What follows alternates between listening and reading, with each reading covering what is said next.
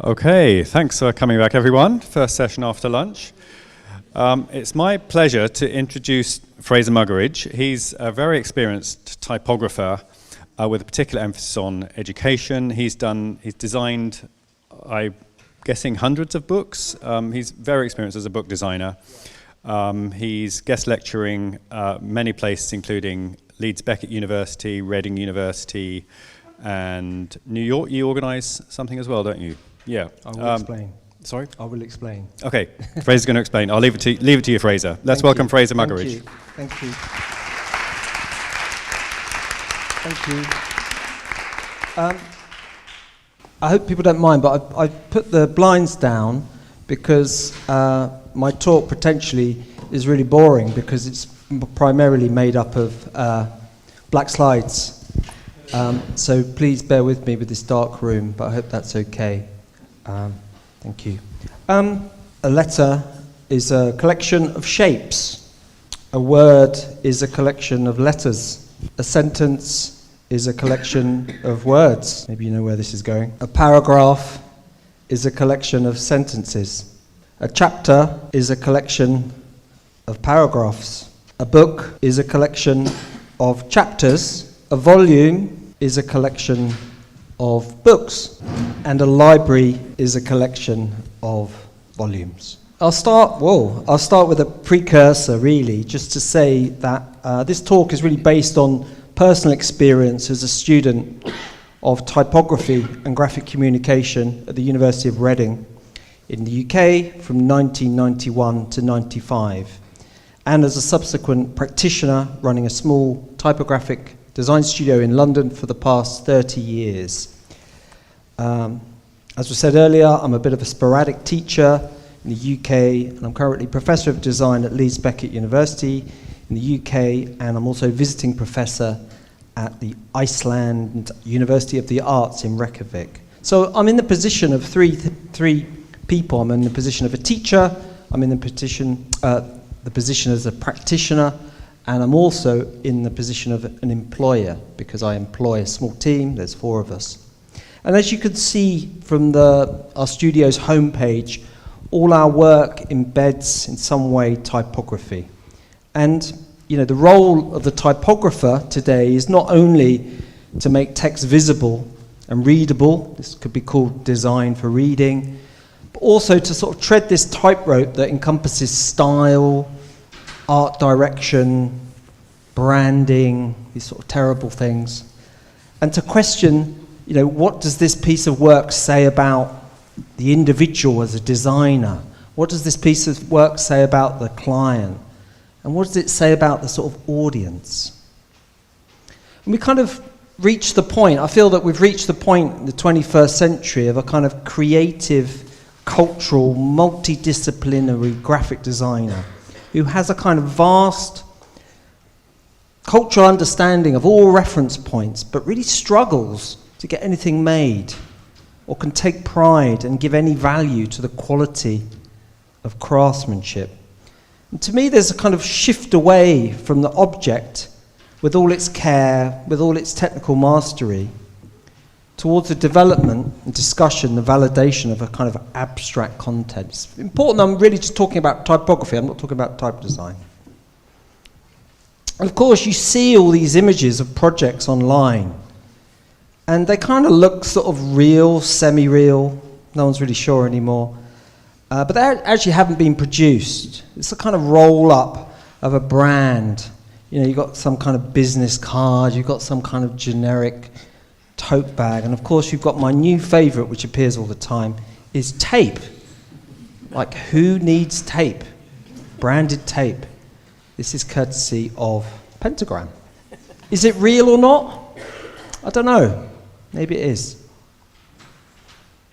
So, what actually is typography to me, and what can be taught as typography, and how can that be taught? Maybe I'm going to talk about that a little bit today. So, for me, typography is a series of decisions. Typography is layout. Typography is hierarchy. Typography is typeface choice, but not typeface design. Typography is the relationship between type size, line length, and leading. Whoa. Typography is white space. Spoke a lot this last few days, people talking about macro and micro spacing, but typography is also very much part of that. Typography is system. Typography is standards. Typography is ancient and modern. It's not all going to be like this, by the way. It'd be quite good if it was. Typography is communicating emotion. Typography is sequence and pace. Typography is lining up and not lining up at the same time. It's a thing I do all the time. Typography is craft. I'm going to talk a bit about that. Typography is the production of language. And of course, typography is knowledge. So one of the tutors at Reading, Paul Stiff, wrote in 1996 in the first issue of Typography Papers that typographic knowledge is not formally stated and is in this sense relatively inarticulate. It's got through a form of apprenticeship and is passed on more or less intact from one generation of practitioners to the next. And this was certainly my experience with my undergraduate study. On reflection, it felt as if we were set the same project over and over again, with content supplied, sort of in some ways mimicking the real-world situation. The project was the same training, but disguised as a book, or a magazine, or a poster, or a website.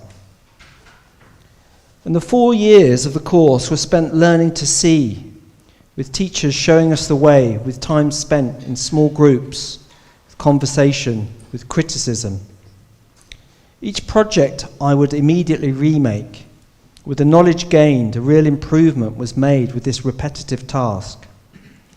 As everyone in the class was working with the same content, we could learn through direct comparison with each other. And this was pretty scary, as John Morgan and Stuart Bertoli-Bailey were my fellow classmates.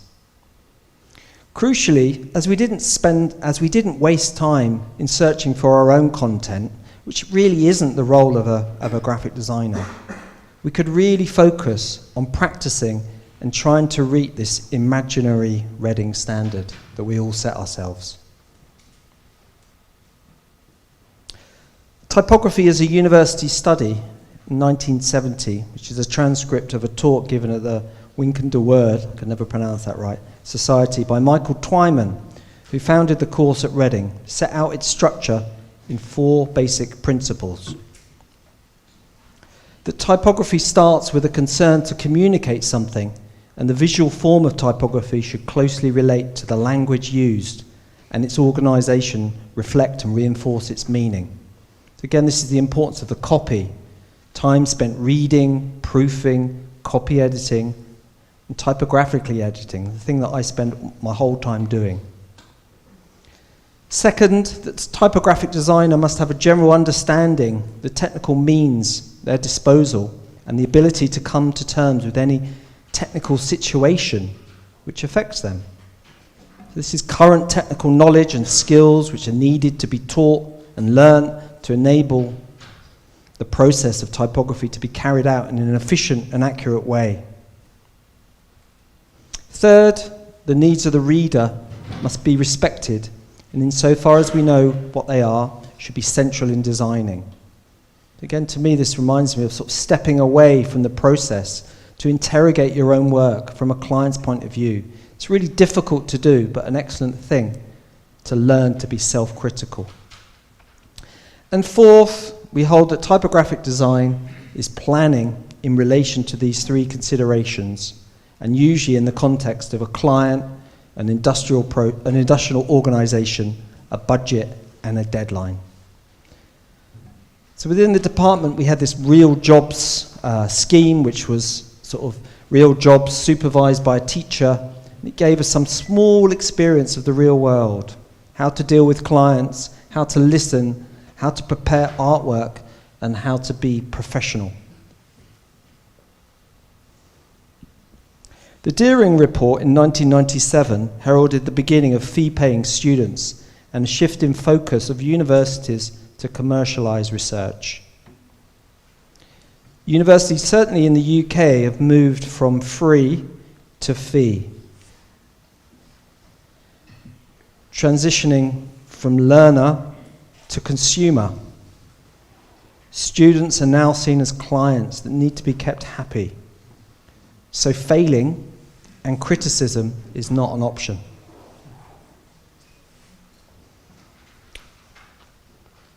By the turn of the last century, the BA undergraduate course at Reading changed its name from Typography and Graphic Communication to Graphic Communication by the university's marketing department, who did a survey that found that prospective applicants didn't know what typography was.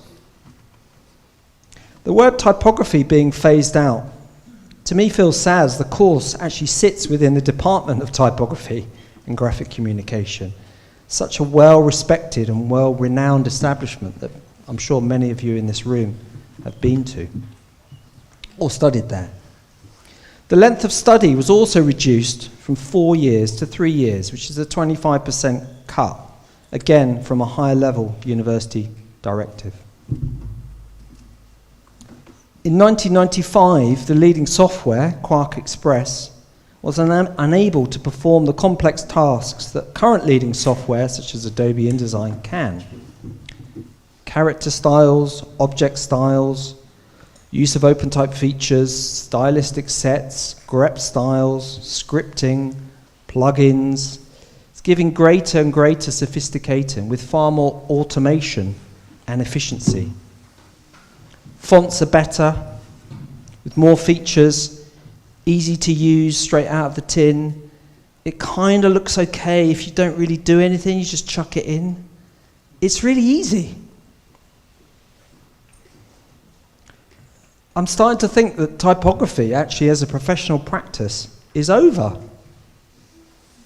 As anyone can do it on any device, and it kind of looks okay. It's got this kind of vanilla to it.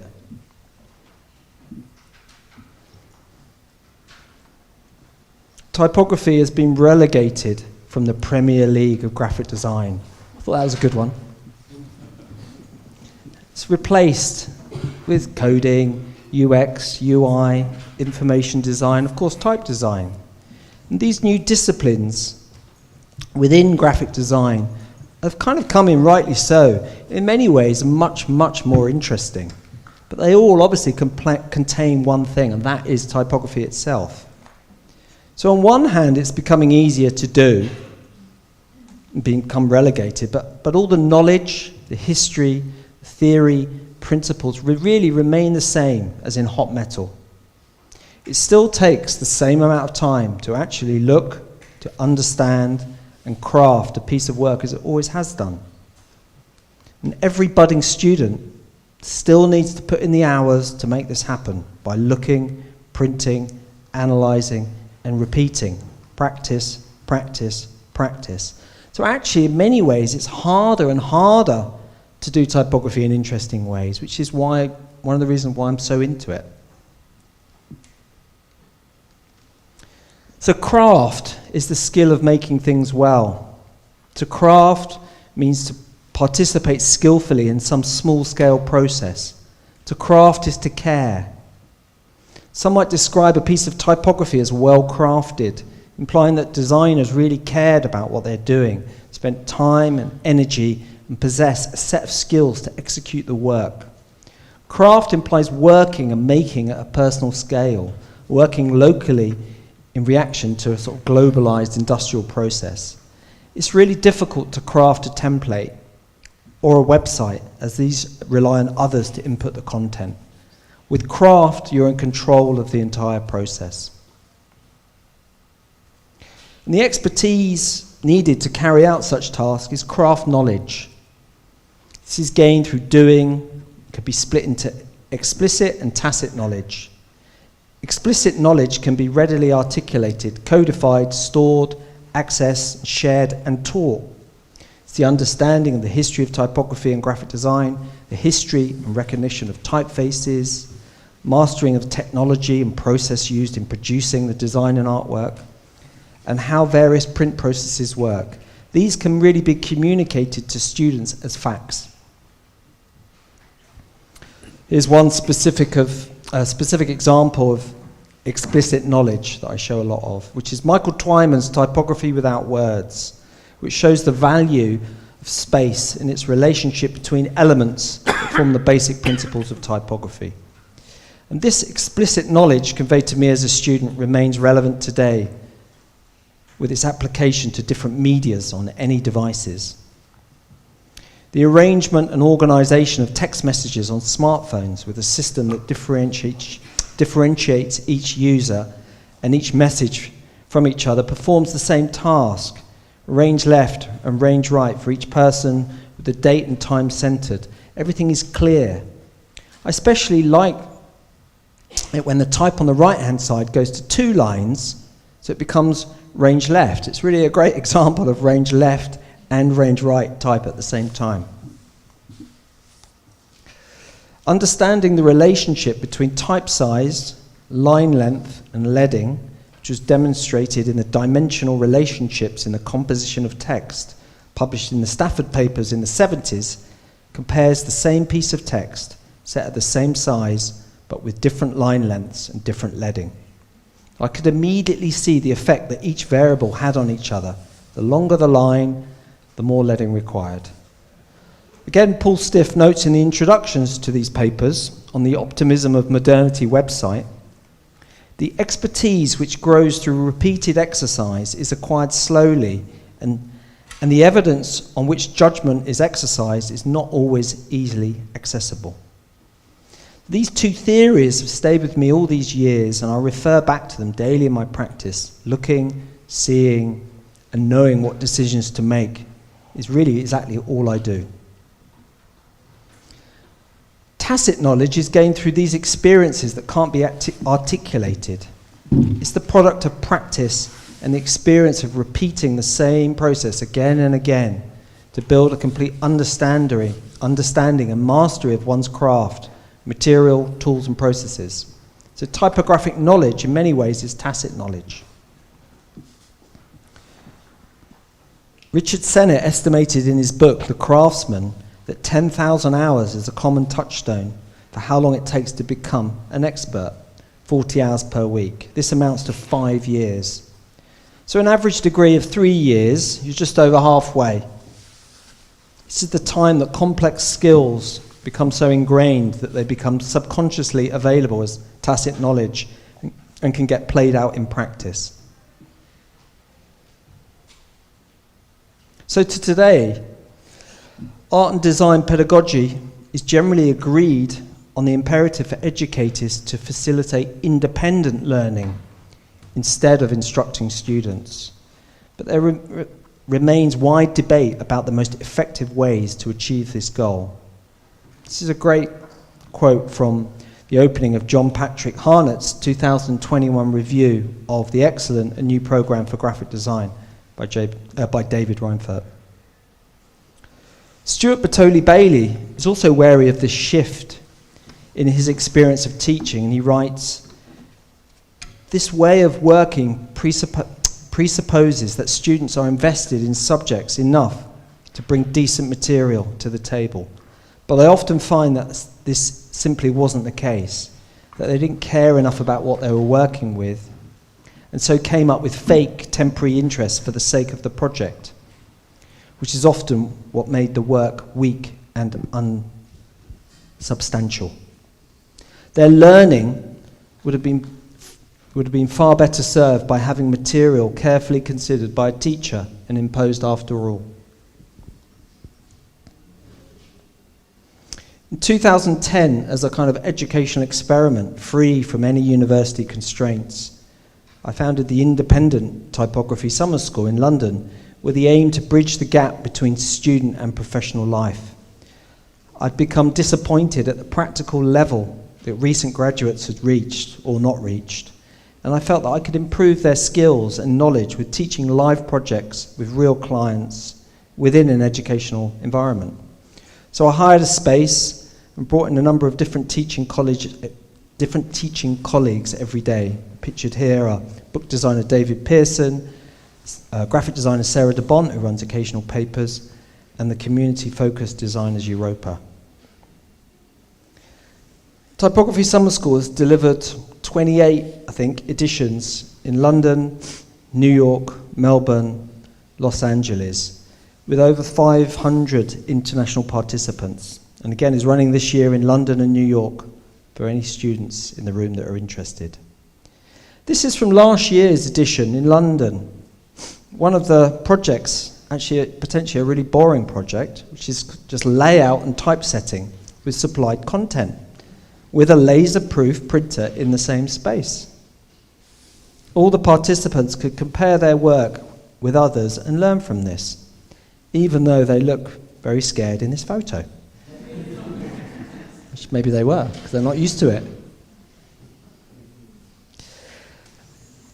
I believe in the power of printing as part of the design process so much that I actually collate the thousands and thousands of printouts at the studio, bind them together and publish them in a small edition called "Have You Printed It Out Yet?", which is the phrase that I say to every student after they show me their work. I'm just going to read a little bit from the introduction. Ultimately, typography is concerned with observing, looking, and training your eye, which enables you to make decisions more accurately and efficiently. The more you look, the more you learn. So we're fully immersed in WYSIWYG, which we all know as what you see is what you get, interfaces. But as screens get smaller and smaller, and laptops get smaller and smaller, how can anyone see what they're actually doing or judge space relationships at actual size? We are now faced with IWASIWYG, which is my new made-up phrase, which stands for "It's a surprise what you get if you haven't printed it out until the end." Of course, the answer is printing out at every stage of the design process to evaluate one of the key aspects, the relationship between type size, line length, and leading. So this small publication, comprised of actual A4 printouts we've made at the studio over the last 4 years, from business cards to books to billboards, scribbled on, marked up, marked down. They make visible the daily grind of a graphic design studio. And by using the office printer as a tool in the design process, rather than simply the final printout, we can show, we can discuss, we can comment, we can proof, and we can train our eyes, and most importantly, learn. Typography with words. This was an article I wrote in iMagazine in 2010, and it laid out some of my principles and advice for students. The typography of each paragraph, typeface, alignment, type size, line length, and leading is actually taken from printed items that are designed between 2003 and 2009, shown, of course, at actual size. So some key points. I've developed my own principles of typography, adding to those theories which are inherited. Some have made themselves obvious, while others are subconscious or felt and harder to articulate in words. These principles are not fixed and have never been written down until now, as they are forever motile and responsive to shifting demands. Of course, principles are developed over a whole lifetime, form a very personal collection. Typographic decisions that are made, however subtle, becomes part of your style. Keeping things simple, making typographic distinctions clear. We heard a lot of that from Jos yesterday. Be aware of over-designing. Don't use too many typefaces in multiple of different sizes that are slightly different from each other. Make typographic variations obvious. Move from regular to bold, not regular to medium. Constraints can be useful. In letterpress, only a limited amount of sizes and typefaces were available. The quality of typesetting is crucial, especially as designers now undertake this as part of the design process. Line endings need to be carefully crafted, avoiding widows and orphans. I've been very critical of everyone's presentations at this conference. You know who you are. Take care with typographic detail, letter spacing, hyphenation, justification. Again, we heard this morning. It's possible to make a badly typespaced typeface look good by adjusting kerning pairs for each character combination and its overall fit. And then, of course, printing out copies of typographic work at all stages in the design process. Be careful not to simply follow fashion, as new pieces of work do not necessarily have to be new. So within my work, sort of engaging with a craft that is integral to typography, the patterns and forms made by human effort that will illustrate the history of the practice. Again, I'm not trying to find the perfect typographical form or arrangement, but hope to continue it in a lifelong exploration of choreographed letters on changing pages. So some suggestions for the future, for education. Maybe we need to move from practice as a noun, because really there's no such thing as a student's practice, to practice as a verb, which is to perform an activity or an exercise repeatedly or regularly in order to acquire, improve or maintain proficiency in it. From my experience, technical sessions are offered at UK universities, but not that well attended as they're found to be boring, mostly are optional. So maybe joining together creative projects with technical training would help develop these skills as they are taught from a practical point of view, not just demonstrated. From style to standards. Rather than handing in visual mock-ups as PDF reports, how about handing in the open working files, which are assessed so a certain standard can be reached? I propose projects that enable students to repeat the task of combining text and images and layout on a page or a screen. This would avoid a certain student comment that I hear a lot, which is, I did my typography unit in the first year, so I don't have to do it again.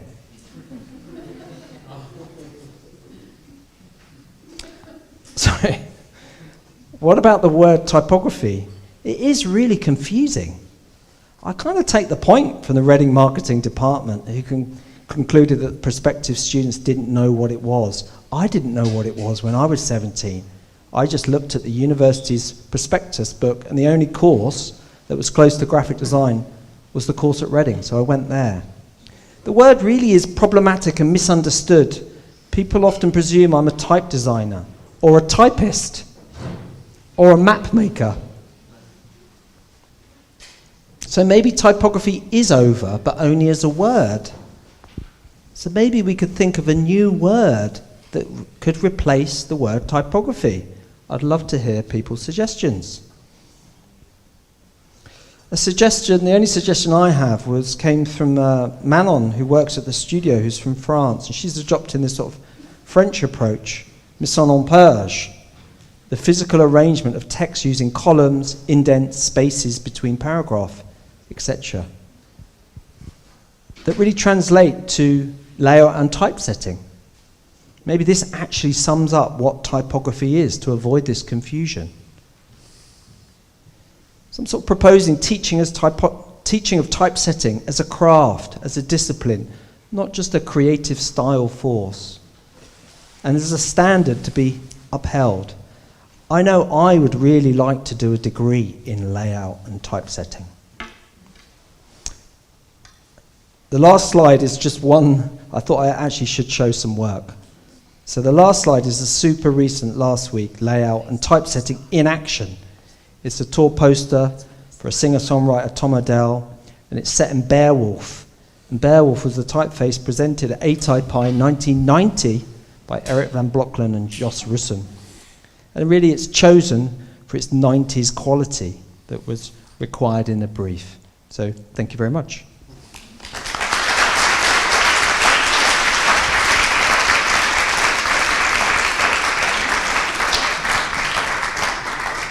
Thank you very much, Fraser. We do have a few minutes to sync with the other track, so I'd love to throw this open to questions from you guys. Jay. Should we teach typography to little kids?